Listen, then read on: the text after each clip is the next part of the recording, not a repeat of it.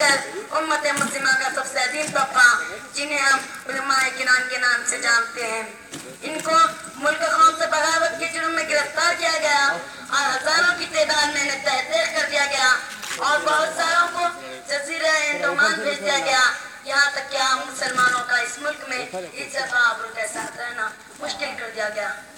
इन हालात में मुल्क की सलामती के लिए बाशिंदगान मुल्क की हिफाजत की खातिर और अपनी इस्लामी तहजीब व सकाफत बल्कि ईमान की हिफाजत के लिए उलमाए किराम और मदारिस इस्लामिया ने जो है अहम रोल अदा किया, तारीख उसे फरामोश नहीं कर सकती।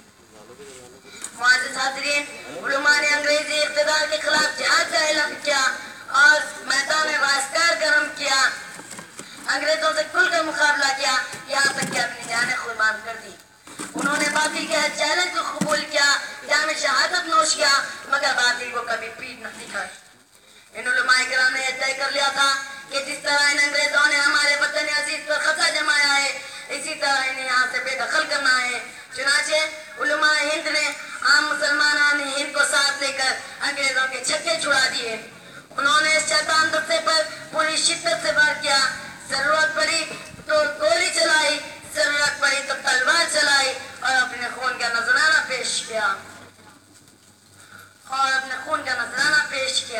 इसी तरह इन उलमाए किराम ने अंग्रेजों की जानिब से फिक्री और तहजीबी हमले के जवाब में मदारिस इस्लामिया की बुनियाद डाली और इस्लाम पर हमला करने वालों को मुंहतोड़ जवाब दिया। कलम उठाया, किताबें लिखी, तकरीरें की और कौम के नौजवानों की तरबियत व इस्लाह फरमाकर मुल्क की आज़ादी का सामान फराहम किया।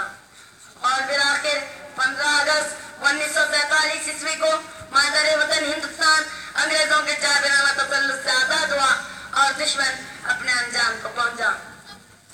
हज़रात गिरामी, मदारिस इस्लामिया और उलमाए किराम ही ने हिंदुस्तान को साम्राज्य हुकूमत के शिकंजों से निजात देकर सोने की चिड़िया बनाया और गुलामी का तौक पहनने के बजाय इज्जत व इफ्तिखार की जिंदगी अता की।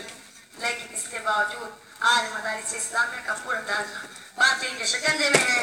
पूरे मुल्क में मदारिस पर जबरदस्त अलगार हो रही है। दीनी मदारिस के खिलाफ फिरकापरस्त ताकतें खुलकर सामने आ गई हैं। हर एक मदारिस इस्लामिया के खिलाफ ज़हरअफ़शानी कर रहा है। आज मदारिस की किताब कशी की जाती है, मुल्क से दुश्मनी का इल्जाम लगाया जाता है और मदारिस को दहशतगर्दी का अड्डा समझा जाता है। इन मदारिस का वजूद पूरी दुनिया की आंखों में खिटक रहा है। उलमाए किराम को अक़ल समझा जाता है, इन्हें सलाखों के पीछे डाला जाता है, इनके खिलाफ नई साजिशें की जाती हैं और इन मदारिस और उलमाए किराम ने आज़ादी के उसूल के लिए जो कुर्बानियाँ पेश की थी, इन्हें यकसर खामोश कर दिया गया है। ऐसे हालात में हमें साबित कदमी, सब्र, इत्तिक़ाद